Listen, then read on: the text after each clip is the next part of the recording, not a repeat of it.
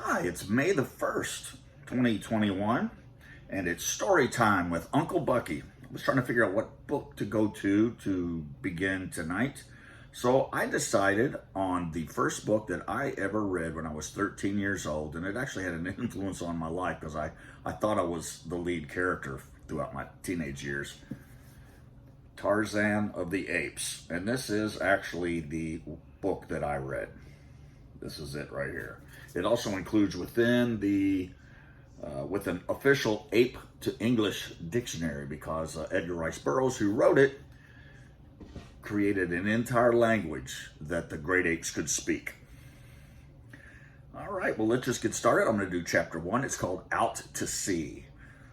Before I get into this, one last little thought before I go is that it was written during a time where most everything at that time, if it had been written today, would be considered a bit racial. For example, Tarzan is taken by a mother ape. Her name is Kala, which we'll get to, and made him into the Lord of the Jungle. The only white baby around, but there was many villages with black children everywhere. But for some reason, because the author wanted to just project it as a Lord Greystoke, so it's a hierarchy in England that would make a better story. So had I written a screenplay, I probably would have made it so that the apes kept trying to get themselves a little baby from the villages, but there were just too many warriors, couldn't do it. Then they found this white baby in a treehouse and took it because there was no one to protect it. All right, anyway, let's get to it. It's called Out to Sea. I had this story from one who had no business to tell it to me or to any other. I may credit the seductive influence of an old vintage upon the narrator for the beginning of it and my own skeptical incredulity during the days that followed for the balance of the strange tale. When my convivial host discovered that he had told me so much and that I was prone to doubtfulness, his foolish pride assumed the task that the old vintage had commenced. So he unearthed written evidence in the form of musty manuscript and dry official records of the British Colonial Office to support many of the salient features of his remarkable narrative.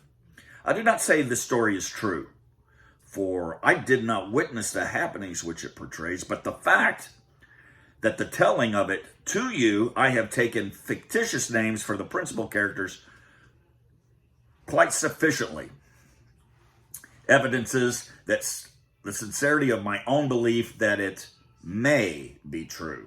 The yellow, bewildered pages of the diary of a man long dead and the records of the Colonial Office dovetail perfectly with the narrative of my convivial host, and so I give you the story as I painstakingly pierced it out of these several various agencies. If you do not find it credible, you will at least be as one with me in acknowledging that it is unique, remarkable, and interesting.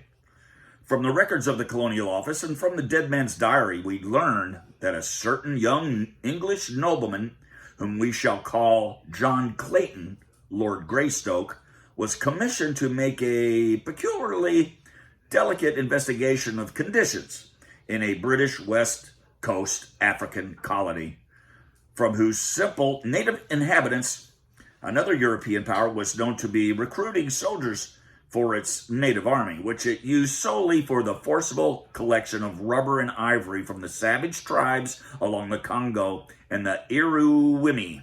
The natives of the British colony complained that many of their young men were enticed away through the medium of fair and glowing promises, but that few, if any, ever returned to their families. The Englishmen in Africa went even further, saying that these poor blacks were held in virtual slavery, since after the terms of enlistment expired, their ignorance was imposed upon by their white officers, and they were told that they had yet several years to serve.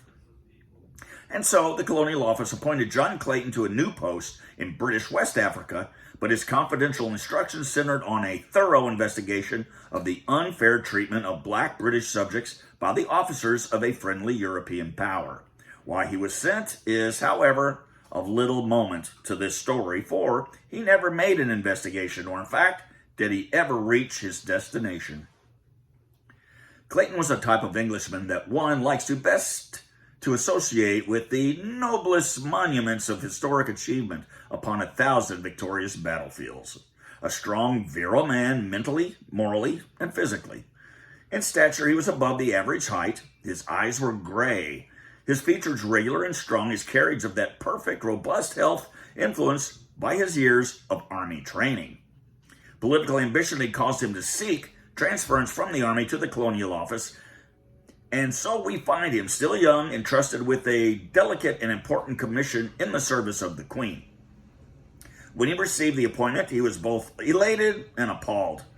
The preferment seemed to him in the nature of a well-merited reward for the painstaking and intelligent service, and as a stepping stone to posts of greater importance and responsibility. But on the other hand, he had been married to the Honorable Alice Rutherford for scarce 3 months, and it was the thought of taking this fair young girl into the dangers and isolation of tropical Africa that appalled him. For her sake, he would have refused the appointment, but she would not have it so. Instead, she insisted that he accept, and indeed take her with him. There were mothers and brothers and sisters and aunts and cousins to express various opinions on the subject, but as to what they severely advised, history is silent. We know only that on a bright May morning in 1888, John, Lord Greystoke, and Lady Alice sailed from Dover on their way to Africa. A month later, they arrived at Freetown, where they chartered a small sailing vessel, the Fuwalda, which was to bear them to their final destination. And here John, Lord Greystoke, and Lady Alice, his wife, vanished from the eyes and from the knowledge of men. 2 months after they weighed anchor and it cleared from the port of Freetown, a half-dozen British war vessels were scouring the South Atlantic for trace of them or their little vessel, and it was almost immediately that the wreckage was found upon the shores of St. Helena, which convinced the world that the Fuwalda had gone down with all on board, and hence the search was stopped ere it had scarce begun, though hope lingered in longing hearts for many years. The Fuwalda, a barkentine of about 100 tons, was a vessel of the type seen in coastwise trade in the far southern Atlantic, their crews composed of the offscourings of the sea, unhanged murderers and cutthroats of every race and every nation.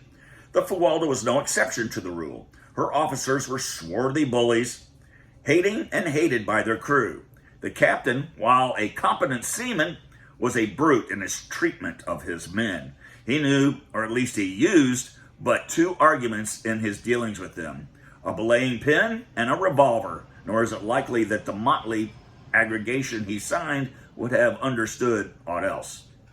So it was that, from the second day out from the Freetown, John Clayton and his young wife witnessed scenes upon the deck of the Fuwalda such as they had believed were never enacted outside the covers of printed stories of the sea. It was on the morning of the second day that the first link was forged in what was destined to form a chain of circumstances ending in a life for one then unborn, such has never been paralleled in the history of man. 2 sailors were washing down the decks of the Fuwalda. The first mate was on duty, and the captain had stopped to speak with John Clayton and Lady Alice. The men were working backwards toward the little party who were facing away from the sailors. Closer and closer they came until one of them was directly behind the captain. In another moment he would have passed by, and this strange narrative would have never been recorded. But just at that instant, the officer turned to leave Lord and Lady Greystoke, and as he did so, tripped against a sailor and sprawled headlong upon the deck, overturning the water pail so that he was drenched in its dirty contents. For an instant the scene was ludicrous, but only for an instant. With a volley of awful oaths, his face suffused with the scarlet of mortification and rage, the captain regained his feet, and with a terrific blow felled the sailor to the deck. The man was small and rather old, so that the brutality of the act was thus accentuated. The other seaman, however, was neither old nor small, a huge bear of a man, with fierce black mustachios and a great bull neck set between massive shoulders. As he saw his mate go down, he crouched and with a low snarl sprang upon the captain, crushing him to his knees with a single mighty blow. From scarlet, the officer's face went white, for this was mutiny. And mutiny he had met and subdued before in his brutal career. Without waiting to rise, he whipped a revolver from his jacket, firing point blank at the great mountain of muscle towering before him. But quick as he was, John Clayton was almost as quick, so that the bullet, which was intended for the sailor's heart, lodged in the sailor's leg instead, for Lord Greystoke had struck down the captain's arm as he had seen the weapon flash in the sun. Words passed between Clayton and the captain, the former making it plain that he was disgusted with the brutality displayed toward the crew. Nor would he countenance anything further of the kind while he and Lady Greystoke remained passengers. The captain was on the point of making an angry reply, but thinking better of it, turned on his heel and, black and scowling, strode aft. He did not care to antagonize an English official, for the Queen's mighty arm wielded a punitive instrument which he could appreciate, and which he feared England's far-reaching navy. The two sailors picked themselves up, the older man assisting the wounded comrade to rise. The big fellow, who was known among his mates as Black Michael, tried his leg gingerly, and finding that it bore his weight, turned to Clayton with a word of gruff thanks. Though the fellow's tone was surly, his words were evidently well meant. Ere he had scarce finished his little speech, he had turned and was limping off toward the forecastle with the very apparent intention of forestalling any further conversation. They did not see him again for several days, nor did the captain accord them more than the surliest of grunts when he was forced to speak to them. They took their meals in his cabin, as they had before the unfortunate occurrence, but the captain was careful to see that his duties never permitted him to eat at the same time. The other officers were coarse, illiterate fellows, but little above the villainous crew they bullied, and were only too glad to avoid social intercourse with the polished English noble and his lady, so that the Claytons were left very much to themselves. This in itself accorded perfectly with their desires, but it also rather isolated them from the life of the little ship that they were unable to keep in touch with, the daily happenings, which were to culminate so soon in bloody tragedy. There was in the whole atmosphere of the craft that undefinable something which presages disaster. Outwardly, to the knowledge of the Claytons, all went on as before upon the little vessel, but that there was an undertow leading them towards some unknown danger both felt, though they did not speak of it to each other. On the second day after the wounding of Black Michael, Clayton came down the deck just in time to see the limp body of one of the crew being carried below by four of his fellows, where the first mate, a heavy belaying pin in his hand, stood glowering at the little party of sullen sailors. Clayton asked no questions. He did not need to, and the following day, as the great lines of a British battleship grew up in the distant horizon, he half determined to demand that he and Lady Alice be put aboard her, for his fears were steadily increasing that nothing but harm could result from remaining on the lowering, sullen Fuwalda. Toward noon, they were within speaking distance of the British vessel, but when Clayton had nearly decided to ask the captain to put them aboard her, the obvious ridiculousness of such a request became suddenly apparent. What reason could he give the officer commanding Her Majesty's ship for desiring to go back in the direction from which he had just come? What if he told them that two insubordinate seamen had been roughly handled by their officers? They would but laugh in their sleeves and attribute his reason for wishing to leave the ship but one thing: cowardice. John Clayton, Lord Greystoke, did not ask to be transferred to the British man-of-war. Late in the afternoon, he saw her upper works fade below the far horizon, but not before he learned that which confirmed his greatest fears and caused him to curse the false pride which had restrained him from seeking safety for his young wife a few short hours before, when safety was within reach, a safety which was now gone forever. It was mid-afternoon that brought the little old sailor who had been felled by the captain a few days before to where Clayton and his wife stood by the ship's side, watching the ever-diminishing outlines of the great battleship. The old fellow was polishing brasses, and as he came edging along until close to Clayton, he said in an undertone, "L's to pay, sir, on this aircraft, and mark my word for it, L's to pay." "What do you mean, my good fellow?" asked Clayton. "Why, hasn't you seen what's going on? Hasn't you heard that devil spawn of a captain, as in mates knocking the bloomin' lights out and off the crew? 2 busted heads already. Yesterday and 3 today. Black Michael's as good as new again, and he's not the bully to stand for it. Not he, and mark my word for it, sir." "You mean, my man, that the crew contemplates mutiny?" asked Clayton. "Mutiny!" exclaimed the old fellow. "Mutiny! They means murder, sir, and mark my word for it, sir." "When?" "It's coming, sir, it's coming, but I'm not a-saying when. And I've said too damn much now, but ye was a good sort to other day, and I thought it no more'n right to warn ye. But keep a still tongue in your head, and when your ear shooting get below, and stay there. That's all. Only keep a still tongue in your head, or they'll put a pill between your ribs, and mark my word for it, sir," the old fellow went on with his polishing, which carried him away from where the Claytons were standing. "Deuced cheerful outlook, Alice," said Clayton. "You should warn the captain at once, John. Possibly the trouble may yet be averted," she said. "I suppose I should, but yet, from purely selfish motives, I am almost prompted to keep a still tongue in my head. Whatever they do now, they will spare us in recognition for my stand for this fellow Black Michael, but should they find that I have betrayed them, there would be no mercy shown us, Alice. But you have one duty, John, and that lies in the interest of vested authority. If you do not warn the captain, you are as much a party to whatever follows as though you had helped to plot and carry it out with your own head and hands." "You don't understand, dear," replied Clayton. "It is of you I am thinking. There lies my first duty. The captain has brought this condition upon himself, so why then would I risk subjecting my wife to unthinkable horrors in a probably futile attempt to save him from his own brutal folly?